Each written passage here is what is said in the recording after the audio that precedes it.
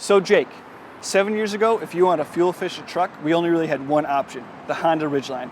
It's a car chassis with a unibody on top powered by a V6. The whole package got you 15 miles per gallon in the city and 21 on the highway. That's all well and good, but these days we have lots of big pickup trucks with V6s, including this Ford F-150 with the V6 EcoBoost. It produces more power and more torque than the Ridgeline, but still with a V6 economy at 21 on the highway and I think 15 in the city. Well, let's test out the old versus the new. We'll load them with some scrap tires and take them out on the road, see how they do. Sounds good.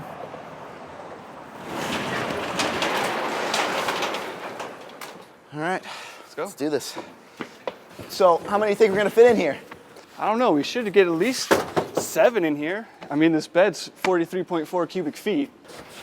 And I personally like the looks of it. I mean, love the looks of it. Compared to the old body style, the bubbly one, I mean, this is a cool, mean looking truck. The front grille with all the chrome side steps. Yeah. It might be a little bit too much chrome for me, actually. I don't think so. It goes well with the blue. Those things heavy enough for you? For me, yeah, but for this, I don't know. I think that's about all we can fill in there, don't you? Safely, anyway, safely. Safely, yes. Yeah, okay. Let's do it. Right. On the interior here, we don't have My Ford Touch, which I was kind of surprised about with the price, but we do have the sync system, which is basically voice-controlled everything.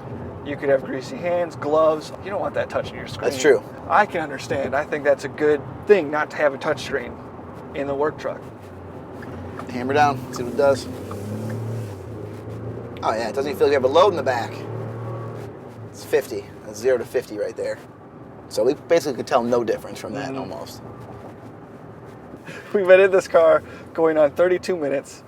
We've gone 22 miles and our fuel economy comes in at just over 21 miles per gallon. Yeah, so we're doing better than the advertised fuel mileage of 21, and that's with, about 350 pounds in the back. That's a decent sized load, and we're still getting great fuel mileage, although you were driving like a granny on the way out here. See, you're talking, but I did all the heavy lifting. Then I should be driving and you should be lifting. That's how it should go. You're the one who needs to bulk up, but I'll let you drive the Ridgeline on the next run. Now, this one looks a little bit different than the F-150. It is, but they're both powered by a 3.5 liter V6. Yeah, except this one only has 250 horsepower, when the F-150 has 365 horsepower, and it's the same gas mileage. So it's down on power and torque. What's the payload on this thing? This one comes in at 1,546 pounds. I'm seeing the difference. You're really having to throw these tires in here. The nice thing, though, about this is the way the truck bed's set up, you don't have to deal with the wheel wells. Right, that is good. It's flat. I don't know if we're gonna fit 7 in here. I don't know. We'll find out with this one. Nope, I think that's all we're going to get in here, safely at least. Safely, yeah, that's right. And right off the bat, I can feel that it feels more like a car. I mean, it drives more like a car. The bumps are kind of smoothed out by the suspension and the car chassis, basically.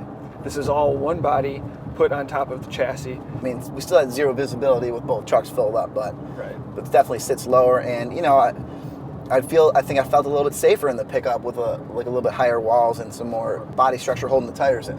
And there's a large compartment down there to store stuff. I could see people taking this camping, have all their cooler stuff in that little area. You can have all your dirty tent stuff on top, and especially on the ride back when everything's dirty, you can still keep your stuff clean in that compartment. Right. The other Another cool bonus, thing I really like about this is the way the rear hatches. It folds down like a hatch, but you can also open it like a door. I could imagine if you have kids, for example, and you don't want them pulling on the hatch or opening the hatch, you can easily tell them, use this handle, they open the door, then you don't have to worry about a hatch falling on them, hitting them. Very good, yeah. Them hanging on it. Are the tires really affecting how the car feels? Not to me. I'd say no. I cannot feel a difference with the tires. And besides, like I said, a tad bit less power. So there's our 50 mile per hour mark, which is what we did in the last one, and easily took at least a second longer, if not more than that. It's amazing to see how far technology and automakers have come in 7 years. When this Ridgeline came out, it was well ahead of its time. And now it is almost playing catch up with the rest of the guys. Nissan, Toyota, Chevy, they all have V6 truck options for you. And they're V6 truck options like the F-150 with power and better fuel economy.